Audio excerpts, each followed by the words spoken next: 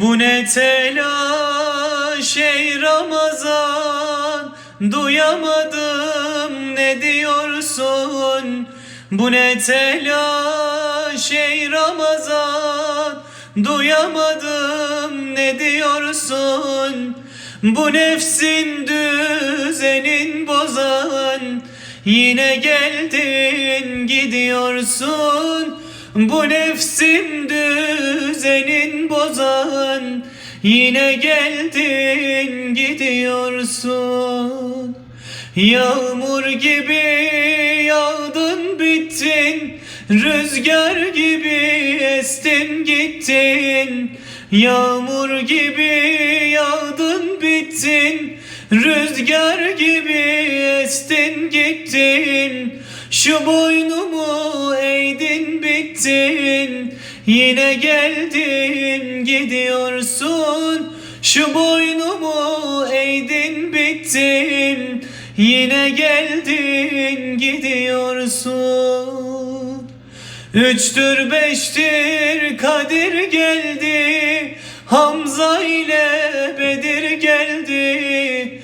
Üçtür beştir Kadir geldi, Hamza ile Bedir geldi. Tam yanıma Hızır geldi, yine geldin gidiyorsun.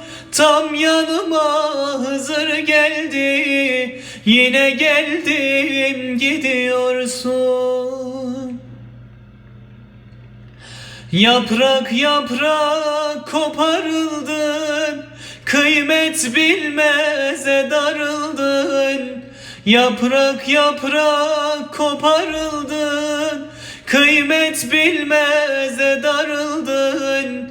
Ben sarıldım sen ayrıldın, yine geldin gidiyorsun.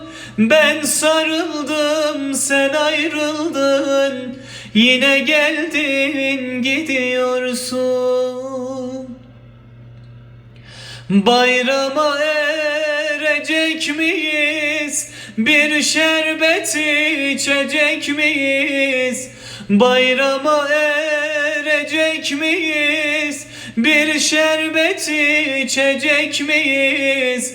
Yine görüşecek miyiz? Yine geldin gidiyorsun.